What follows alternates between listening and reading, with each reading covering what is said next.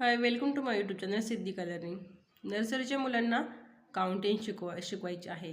तर बऱ्याच मुलांचा प्रॉब्लेम असतो की मुलांना मॅथ जमत नाही आहे किंवा मुलांच्या काउंटिंग लक्षात राहत नाही किंवा काउंटिंग करण्यामध्ये प्रॉब्लेम असतो. तर आपण ती काउंटिंग स्ट्रॉंग बनवण्यासाठी काही डेली वर्कशीट घेऊन येत असतो. त्यासाठी चॅनलला सबस्क्राईब नक्की करा. तर वेगवेगळ्या ॲक्टिव्हिटी मुलांना करून घ्यायच्या आहेत जेणेकरून मुलांची काउंटिंग पॉवर वाढते. तर फर्स्ट आहे ते काउंट करायचं आहे 1 2 3. तर तुम्ही याला कलर करायला देखील मुलांना सांगू शकता ज्याने मुलांचा इंटरेस्ट वाढतो. तर इथे मी सर्कल करायला सांगितलं आहे. तर हाऊ मेनी 3. नेक्स्ट आहे 1 2 3 4 5. How many 5. Then circle the 5 number. अशा वेगवेगळ्या प्रकारच्या ॲक्टिव्हिटी घेतल्याने मुलांच्या लक्षात राहण्यास मदत होते.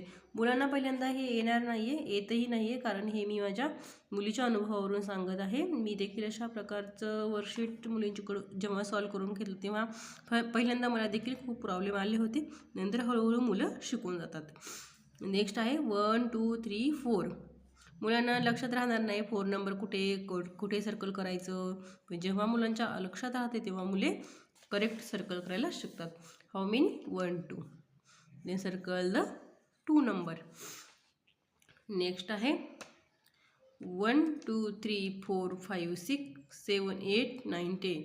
मुलांना 1 पासून 20 पर्यंत नर्सरीला शिकवतात. तर आपण 20 पर्यंत देखील काउंटिंग मुलांना देऊ शकतो.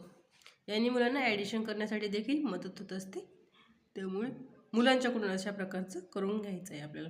1 2 3 4. Then circle the 4 number.